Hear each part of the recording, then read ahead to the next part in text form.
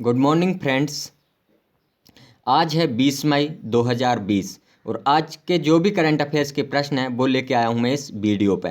तो दोस्तों, अगर आपको इस वीडियो की पीडीएफ चाहिए तो मुझे मेरे इस व्हाट्सअप नंबर पर कांटेक्ट कर सकते हैं। दोस्तों, वीडियो शुरू करने से पहले आप लोगों से कहना चाहूँगा कि प्लीज़ यार मेरे इस चैनल को सब्सक्राइब करिए और वीडियो को शेयर करिए। मैं डेली करंट अफेयर्स की वीडियो आप लोगों के लिए लेके आता हूं सुबह 8 बजे। तो चलिए इस करंट अफेयर्स की वीडियो को हम शुरू करते हैं।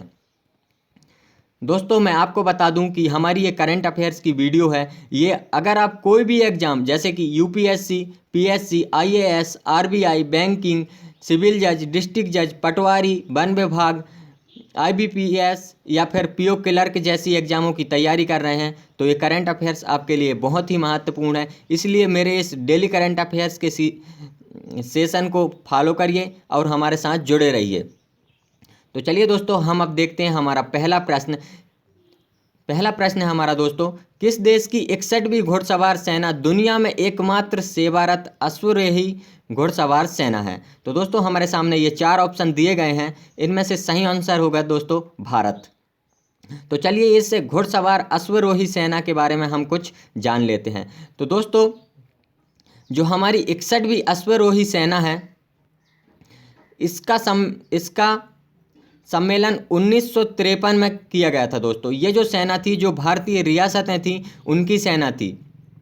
ठीक है दोस्तों, इसको भारत सरकार ने अपने अधीन कर लिया था। अभी क्या हो रहा है दोस्तों, इसे बदलने की तैयारी चल रही है। ठीक है, इसे लड़ाकू सेना में बदल लिया जाएगा, ऐसी तैयारी अभी चल रही है। चलिए दोस्तों, हम आगे बात करते हैं। दोस्तों, हमारा अगला प्रश्न है, इवेंट वाट क्या है? तो दोस्तों, ये 4 ऑप्शन आपके सामने दिए गए हैं। तो जो दोस्तों इवेंट वाट है वो ट्राजन है। तो चलिए दोस्तों, इसके बारे में हम थोड़ा जान लेते हैं। तो दोस्तों, इवेंट वाट मेलवेयर एंड्रॉयड फ़ोन उपयोगकर्ताओं को प्रभावित करने वाला एक ट्रोजन है। ठीक है दोस्तों, जो अपने स्मार्टफोन से व्यक्तिगत वित्तीय जानकारी चुराता है। मतलब जो इवेंट बैट है दोस्तों, वो क्या होता है, अपने हम जो उपयोग करता है, हम जो मोबाइल चलाते हैं, उससे हमारी वित्तीय जानकारी को चुराता है दोस्तों। ठीक है, मेलवेयर मनी ट्रांसफ़र सेवाओं और वित्तीय अनुप्रयोगों को लक्षित करता है। ट्रोजन के लिए चेतावनी भारत के कंप्यूटर आपातकालीन प्रतिक्रिया दल CIRT द्वारा दी गई थी। ठीक है दोस्तों, computer emergency response team electronics और सूचना प्रौद्योगिकी मंत्रालय, जिसे हम शॉर्ट में कहते हैं MEITY के तहत कार्य करती है और हैकिंग, फिशिंग और साइबर सुरक्षा खतरों से निपटने के लिए जिम्मेदार नोडल एजेंसी है। ठीक है दोस्तों, चलिए हम अब अगला प्रश्न देखते हैं। टूर ऑफ ड्यूटी इंटर्नशिप की शुरुआत निम्न में से किसने की है? तो दोस्तों, हमारे सामने 4 ऑप्शन है। पहला ऑप्शन है BSF, भारतीय पुलिस, भारतीय सेना और चौथा है दोस्तों रेलवे पुलिस। तो चलिए इसका सही आंसर है दोस्तों भारतीय सेना। दोस्तों, हम अब इसके बारे में जान लेते हैं थोड़ा सा। भारतीय सेना द्वारा टूर ऑफ ड्यूटी इंटर्नशिप शुरू की गई है। ठीक है दोस्तों, टूर ऑफ ड्यूटी पहल युवाओं को सेना में शामिल होने और अधिकारियों एवं जवानों के रूप में कार्य करने के लिए 3 साल की इंटर्नशिप है। दोस्तों, आपको अब पता चल गया होगा कि जो टूर ऑफ ड्यूटी पहल है, इसमें क्या होगा, जो हमारे भारतीय जवान हैं वो हमारी भारतीय सेना में शामिल हो सकते हैं और अधिकारी एवं जवानों के रूप में 3 साल तक कार्य कर सकते हैं। ठीक है दोस्तों, पहल के तहत की गई कमाई को कर मुक्त बनाया गया है। मतलब आप अगर भारतीय सेना में सम्मिलित होते हैं तो आपकी जो कमाई होगी उसमें कोई कर नहीं लगाया जाएगा दोस्तों। इंटर्नशिप से गुजरने वाले व्यक्तियों को सार्वजनिक क्षेत्र की नौकरी के तहत स्नातक अध्ययन के लिए प्राथमिकता दी जाएगी। मतलब अगर आप फाइनल तक नहीं पढ़े हुए हैं और अगर आप इसको ज्वाइन कर लेते हैं तो आपको यह प्राथमिकता दे दी जाएगी कि आप ग्रेजुएट हो। ठीक है दोस्तों, भारतीय सेना ने अनुमान लगाया है कि एकल पद के लिए बजट 80 लाख रुपए से 85 लाख रुपए होगा। मतलब इसने ये अनुमान लगाया कि अगर एक व्यक्ति भारतीय सेना में शामिल हो रहा है तो उसके लिए बजट 80 लाख से 85 लाख रुपए होगा। इंटर्नशिप ऐसे लोगों के लिए शानदार अवसर है जो पूरी जिंदगी के लिए सैन्य सेवा में नहीं जाना चाहते, लेकिन आर्मी लाइफ का अनुभव लेना उनका सपना है। तो दोस्तों, ये पहल के अनुसार आप एक शानदार मौका पा सकते हैं कि अगर आप पूरी ज़िंदगी के लिए सेना में भर्ती नहीं होना चाहते तो कोई बात नहीं, लेकिन आपको 3 साल के लिए एक आर्मी का अनुभव का जो आपके मन में सपना पल रहा है उसे आप पूरा कर सकते हैं। तो चलिए दोस्तों, हमारा अगला प्रश्न है, NRAI ने किसे 2020 में राजीव गांधी खेल रत्न पुरस्कार देने हेतु नामित किया है? तो दोस्तों, आपके सामने 4 ऑप्शन है। पहला ऑप्शन है महेंद्र सिंह धोनी, PV सिंधु, मिताली राज या फिर अंजुम मुदगिल। तो दोस्तों, इसका सही आंसर है अंजुम मुदगिल। तो दोस्तों, देख लेते हैं अंजुम मुदगिल। NRAI ने अंजुम मुदगिल को 2020 के राजीव गांधी खेल रत्न पुरस्कार देने हेतु नामित किया है। बहुत इंपॉर्टेंट प्रश्न है दोस्तों। राजीव गांधी पुरस्कार से एक प्रश्न हर परीक्षा में पूछा जाता है, इसलिए आप याद रखिए कि जो 2020 का राजीव गांधी खेल रत्न है वो अंजुम मुदगिल को देने की घोषणा की गई है। चलिए दोस्तों, हम अगला प्रश्न देख लेते हैं। निम्न में से किसने राष्ट्रीय प्रवासी सूचना प्रणाली विकसित की है? तो दोस्तों, जो राष्ट्रीय सूचना प्रणाली है इसे हम शॉर्ट में बोलते हैं NMIS। तो दोस्तों, हम इसका सही आंसर पता कर लेते हैं। तो दोस्तों, इसका सही आंसर है ऑप्शन नंबर C, NDMA। ठीक है दोस्तों, NDMA ने राष्ट्रीय सूचना प्रणाली विकसित की है। तो दोस्तों, चलिए हम इसके बारे में जान लेते हैं।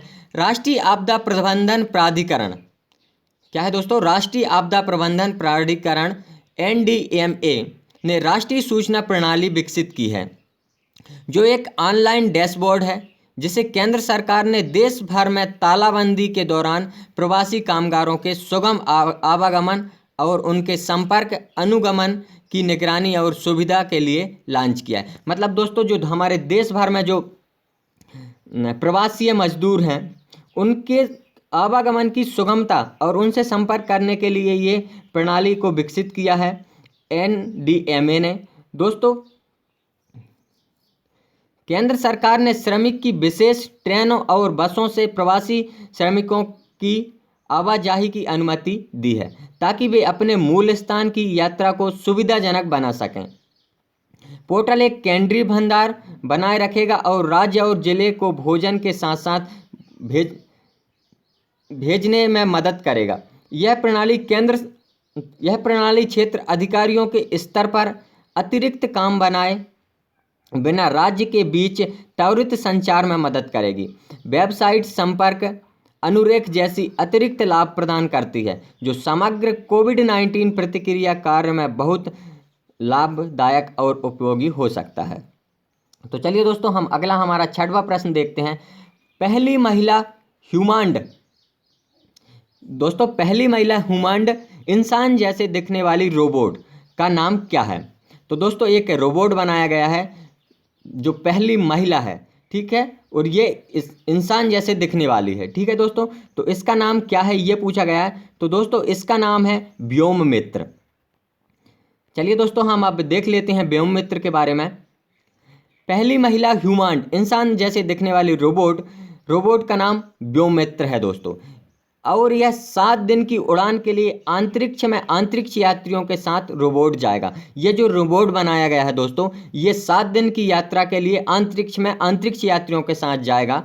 चालक दल मिशन दिसंबर 2021 में शुरू किया जाएगा। चालक दल में वायुसेना के 3 पायलट शामिल होंगे। क्या होगा दोस्तों? इसमें 3 पायलट जो अंतरिक्ष में जाएंगे। रोबोट केबिन में पर्यावरण परिवर्तन के बारे में जानकारी और क्या वे अंतरिक्ष यात्रियों को असहज कर रहे हैं की जानकारी प्रदान करेगा। गगनयान मिशन की कुल लागत दोस्तों 124 बिलियन रुपए है। ठीक है दोस्तों, अब हमारा अगला प्रश्न है, विश्व संचार और सूचना समाज दिवस कब मनाया जाता है? तो दोस्तों, इसका सही उत्तर है 17 मई। 17 मई को विश्व संचार एवं सूचना दिवस मनाया जाता है। तो चलिए दोस्तों, हम इसके बारे में जान लेते हैं।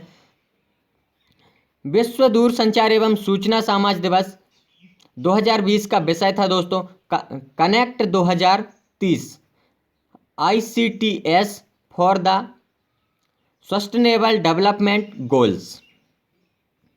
यह विषय स्मार्ट और सतत विकास के लिए सूचना और संचार प्रौद्योगिकी आईसीटी ने प्रगति को रेखांकित करता है। विश्व दूरसंचार एवं सूचना समाज दिवस प्रतिवर्ष 17 मई को मनाया जाता है दोस्तों, ताकि हमारे जीवन में प्रौद्योगिकी और इसकी भूमिका के बारे में जागरूकता बढ़ सके।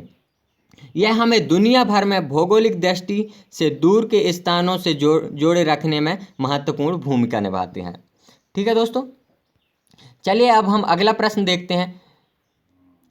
पीएम ई विद्या पहल को कितने डीटीएच चैनलों के साथ लॉन्च किया गया है? तो दोस्तों अभी नरेंद्र मोदी ने चालू किया है पीएम ई विद्या पहल। तो दोस्तों इसमें पूछा है कि कितने डीटीएच चैनलों के साथ लॉन्च किया है। तो दोस्तों इसका सही उत्तर है 12।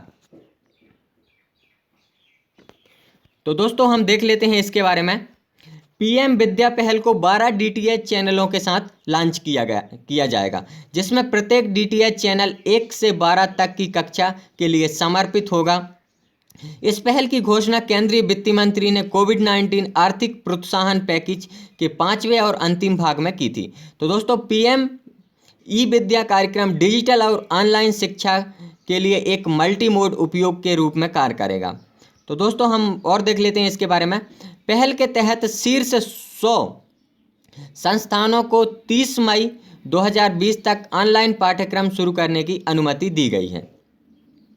चलिए दोस्तों अब हमारा अगला प्रश्न है, बंगाल की खाड़ी में बने चक्रवात के कारण उठने वाली तूफान को क्या नाम दिया गया है? तो देखिए दोस्तों, जो बंगाल की खाड़ी है वहाँ पे अभी चक्रवात उठा हुआ है, उसकी जो तूफान को क्या नाम दिया गया है ये पूछा गया है। तो ठीक है दोस्तों, अब इसका नाम दिया गया है अम्फान। बंगाल की खाड़ी में बने चक्रवात के कारण उठने वाले तूफान को अम्फान नाम दिया गया है। तो दोस्तों अब हमारा अगला और 10वां प्रश्न है, निम्न में से कौन सा मंत्रालय प्रधानमंत्री उज्ज्वला योजना के कामकाज की देखरेख करता है? तो दोस्तों जो हमारा पेट्रोलियम और प्राकृतिक गैस मंत्रालय है वो प्रधानमंत्री उज्ज्वला योजना की कामकाज की देखरेख करता है। तो चलिए दोस्तों हम इसके बारे में जान लेते हैं थोड़ा सा। पेट्रोलियम और प्राकृतिक गैस मंत्रालय प्रधानमंत्री उज्ज्वला योजना के कामकाज की देखरेख करता है। पेट्रोलियम और प्राकृतिक गैस मंत्री अभी कौन है दोस्तों? धर्मेंद्र प्रधान है। 16 मई 2020 को प्रधानमंत्री उज्ज्वला योजना PMUY के 1500 से अधिक लाभार्थियों और वेबिनार के माध्यम से पूरे देश में गैस वितरकों के साथ बातचीत की योजना की महत्वपूर्ण विशेषताओं में से एक PMUY के लाभार्थियों को 3 महीने के लिए मुफ्त गैस सिलेंडर देने का प्रावधान था। इस योजना के तहत लाभार्थियों के खातों में धन का अग्रिम हस्तांतरण किया गया था और 6.28 करोड़ से अधिक PMUY लाभार्थियों को मुफ्त सिलेंडर मिला है। इस योजना के तहत लक्षित लाभार्थी एक गरीब महिला से संबंधित वयस्क महिला थी जिसके घर में LPG कनेक्शन नहीं था। प्रधानमंत्री उज्ज्वला योजना ने 4 साल पूरे कर लिए हैं और 8 करोड़ से अधिक गरीब और वंचित परिवारों के जीवन में महत्वपूर्ण सुधार प्रदान किया है। तो दोस्तों आज के ये करंट अफेयर्स थे हमारे। अगर वीडियो अच्छा लगा हो तो प्लीज़ यार चैनल को सब्सक्राइब करना और वीडियो को शेयर करना। जल्दी जल्दी भाई की हेल्प करो यार, ताकि ऐसे ही वीडियो आपके लिए लगातार लेके आता रहूं। और दोस्तों मेरा लक्ष्य है इंडिया की कोई भी परीक्षा हो, सारी परीक्षाओं की तैयारी ऑनलाइन आपको घर बैठे प्रोवाइड करूंगा, चाहे इसमें मेरा पैसा ही क्यों ना खर्च हो जाए। तो प्लीज़ यार मेरे साथ जुड़े रहिए, मेरे साथ बने रहिए आप लोग। मैं आपके उज्जवल भविष्य की कामना करता हूं। तो यहाँ पे आज हमारा वीडियो समाप्त होता है। एक बार फिर से कहना चाहूँगा कि प्लीज़ यार चैनल को सब्सक्राइब कर दीजिए।